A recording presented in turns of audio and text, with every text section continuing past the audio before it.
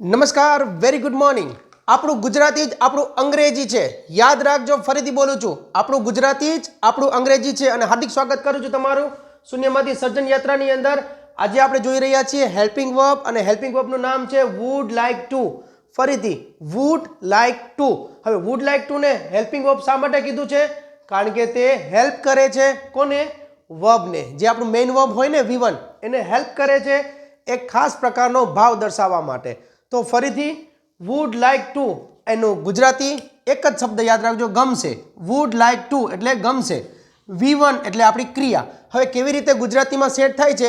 આપણું પહેલું વાક્ય તમારા સ્ક્રીન ઉપર રીડ કરું તો, મને અંગ્રેજી શીખવું ગમશે. બીજું વાક્ય, અમને બહાર જમવું ગમશે. તેઓને ક્રિકેટ રમવું ગમશે. રુદ્રને પરત આવવું ગમશે. અને રિયાને અંગ્રેજી બોલવું ગમશે. These are our 5 Pandavas. આ આપણા 5 પાંડવોને ચાલો કરીએ સેટ અંગ્રેજીમાં. તો અંગ્રેજીમાં સેટ કરતાં પહેલાં ગુજરાતીનો છેડો જુઓ, ગમશે, ગમશે, ગમશે, ગમશે અને ગમશે.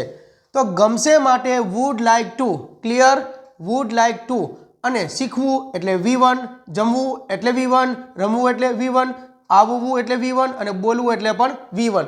તો સ્વાભાવિક છે ના વિટામિન M એટલે કે ક્રિયાઓ પાકી કરવી તમારા માટે જરૂરી છે. અંગ્રેજી ઇઝ ઇઝી. ચાલો, મને એટલે મારી વાત કરું છું એટલે મારા માટે હું આઈ લઈશ. અમને એટલે વી થાય, અમને એટલે વી થાય.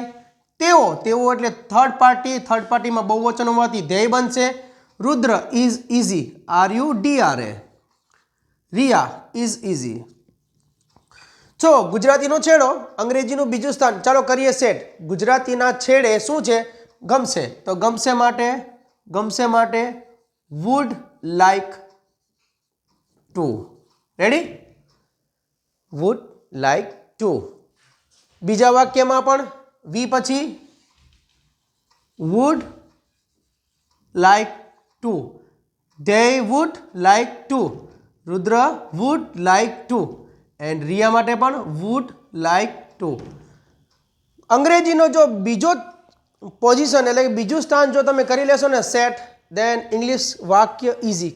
કેમ કે હવે શીખવું એટલે લર્ન આવશે, જમવું એટલે ઈટ આવે, રમવું એટલે તમે કહેશો પ્લે આવે, આવવું એટલે કમ આવે, બોલવું એટલે સ્પીક આવે.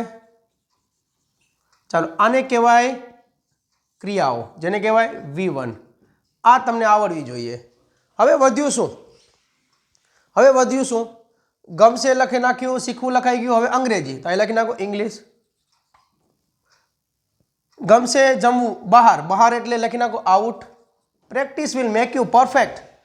અહીંયા વધ્યું શું? ક્રિકેટ. અહીંયા પરત એટલે અંગ્રેજીમાં કહેવાય બેક, એટલે કમ બેક થઈ ગયું. અને ફરી પાછું અહીંયા અંગ્રેજી એટલે બોલવું એટલે અંગ્રેજી માટે ઇંગ્લિશ. That's it. 5 વાક્ય તમારા સ્ક્રીન પર આ રહ્યા. હવે કરવાનું તમને માત્ર વિચારીને વાક્ય બનાવવાના છે. વધુ કશું જ નવું નથી. કરો વુડ લાઇક ને સેટ. ગમશે સાથે ક્રિયાઓ જેટલી આવડે છે એટલી મૂકી બોલો. એટલા માટે જ કહું છું, જુઓ, સમજો, વિચારો અને બોલો.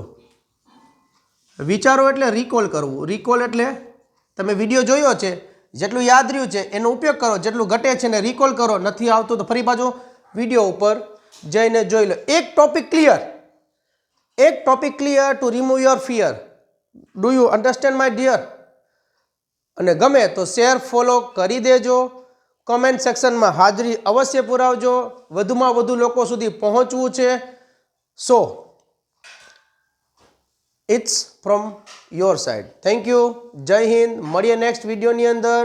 કાંઈ પણ સજેશન હોય અવશ્ય જણાવજો. નવી બેચ ચાલુ થઈ રહી છે રાત્રે 9:20 થી 10 માટે. બેઝિક માં જ